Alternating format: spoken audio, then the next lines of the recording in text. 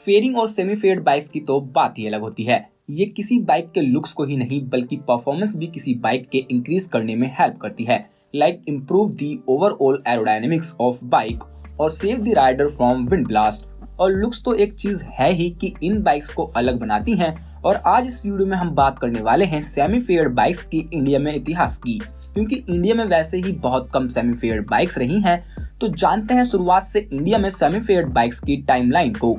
और उससे पहले वीडियो को लाइक और ऑटोफिक्शन को सब्सक्राइब करना ना भूलें, ऐसी ही अमेजिंग वीडियोस देखते रहने के लिए बेल आइकन के साथ। मे भी आप रॉयल एनफील्ड फ्यूरी जो इंग्लैंड में 2011 में लॉन्च हुई थी, फ्लैट ट्रैकर इंस्पायर्ड बाइक, उसके बारे में जानते होंगे।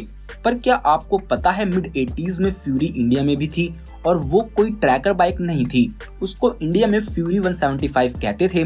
और इस स्ट्रीट बाइक में आपको बड़ी सी क्वार्टर फेयरिंग मिलती थी, साथ में बड़ी सी विंड स्क्रीन के साथ। तो इसे सेमी फेयर्ड तो नहीं कह सकते, पर हाँ यही से इंडिया में सेमी फेयर्ड बाइक की शुरुआत हुई थी। और ये एक्चुअली जर्मन जुंडैप की KS 175 बाइक थी, जिसको रॉयल एनफील्ड ने इसके राइड्स एंड पार्ट्स लेकर बनाया था, जब जुंडैप 1984 में अपना ऑपरेशन बंद कर चुकी थी। तो RE फ्यूरी 175 रिब्रांडेड वर्जन था जुंडैप KS 175 का, और ये उस वक्त की मॉडर्न लुकिंग बाइक थी जो काफी रेयर थी इंडियन टू व्हीलर मार्केट के हिसाब से। और 80s के दशक में भी इसके अंदर alloy wheels, Brembo hydraulic disc brake और 5 स्पीड गियर बॉक्स मिलता था। बस एक चीज थी कि जो ओरिजिनल जुंडैप थी उसमें लिक्विड कूल इंजन मिलता था, और इंडिया वाली फ्यूरी में 175 सीसी का एयर कूल इंजन था। और इंडिया में ऐसे कुछ एग्जाम्पल्स ही होंगे। इसके बाद 1996 में BMW, हाँ जी आपने सही सुना, ये BMW की F650 फंडीरो है।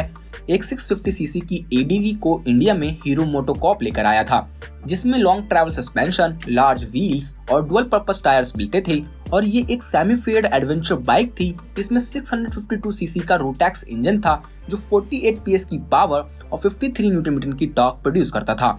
और ये उस वक्त की कुछ पावरफुल बाइक्स में से थी। स्टार्टिंग में इसकी प्राइस 5.2 लाख रुपीस थी उस टाइम पर। फिर इसकी सेल्स ना होने की वजह से बाद में बचे हुए यूनिट्स हीरो ने सिर्फ 1.8 लाख रुपीस के प्राइस टैग में सोल्ड करे थे, जो कि काफी अमेजिंग प्राइस था इस बाइक के लिए। फिर इसके बाद जो सेमी फेयर्ड बाइक्स आई इंडिया में वो थी LML एड्रीनो 2000 में, और ये one and only semi faired bike थी 100 सीसी में जो इंडिया के अंदर सोल्ड हुई थी। और ये LML की सबसे पहली बाइक थी। उससे पहले LML स्कूटर्स बनाते थे। अगर आप LML पर डिटेल वीडियो देखना चाहते हैं तो आप right hand side I button में दिए गए लिंक पर देख सकते हो। हालांकि अगर आज के टाइम में देखें तो इसका डिजाइन आपको आउटडेटेड लगेगा, पर जब ये उस टाइम पर आई थी तो इसका डिजाइन वाकई में इंटरेस्टिंग था, जिसमें टर्न इंडिकेटर्स इसके बॉडी वर्क में ही मिलते थे। और इसमें 109 सीसी का सिंगल सिलेंडर इंजन था और इसमें 3 वाल्व टेक्नोलॉजी का इस्तेमाल हुआ था। इसके बाद जो सेमी फेयर्ड बाइक आई वो थी सुजुकी बैंडिट S, हाँ जी वही धूम वाली बाइक जो उदय चोपड़ा पर थी। धूम मचा ले दिल बरा अपन की तू अपन तेरा। आपने सुजुकी की इन बड़ी बाइक्स के बारे में जरूर सुना होगा, जैसे हायाबुसा और GSX 1000 RR। लेकिन 2001 में एक फेयर्ड स्पोर्ट टूरर आई थी इंडिया में, बैंडिट 1250S, जो इंडिया में 8.5 लाख रुपीस के प्राइस टैग पर लॉन्च हुई थी।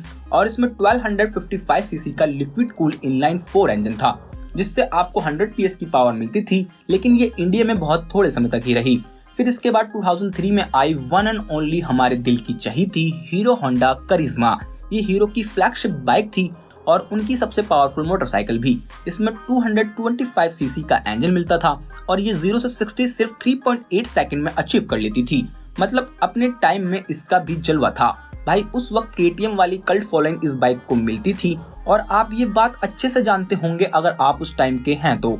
नेक्स्ट सेमी फेयर्ड बाइक जो इंडिया में आई वो इतनी पॉपुलर तो नहीं थी और ना ही शायद आप में से ज्यादा लोग उसे जानते होंगे, लेकिन थी वो भी जबरदस्त बाइक। हाँ जी 2004 में आई काइनेटिक GF लेजर 170।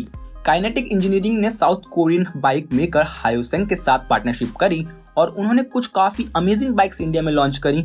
उन्होंने पहले GF 125 लॉन्च कर दी थी जो 150 सीसी और 180 सीसी के सेगमेंट में हो, क्योंकि उस वक्त पल्सर 150 और पल्सर 180 लॉन्च हुई थी।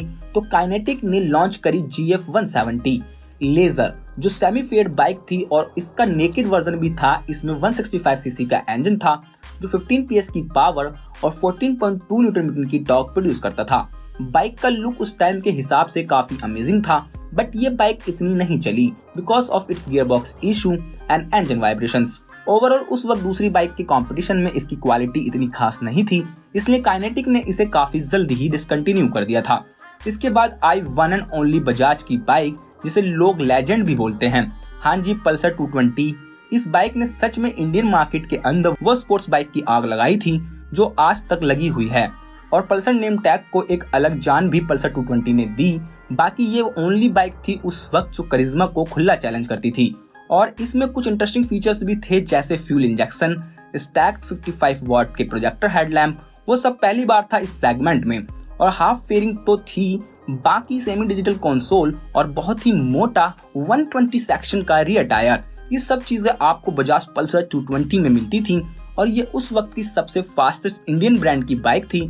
और इसी बाइक ने ऑयल कूलिंग का कॉन्सेप्ट भी इंडियन को समझाया था, मतलब कि a whole new segment open कर दिया था पल्सर 220 ने जब ये आई थी हमारे देश के अंदर। इसके बाद आई होंडा स्टनर 2008 में, जो एक स्मॉल सेगमेंट की बाइक थी, सेमी फेड वाली बाइक थी। होंडा की तरफ से इसमें 125 सीसी का इंजन था, और इसकी सेमी फेयरिंग की वजह से ये काफी स्पोर्टी लगती थी। अगर आपको डिटेल वीडियो देखनी है होंडा स्टनर पर, तो आप right hand side I button में दिए गए लिंक पर जाकर देख सकते हैं।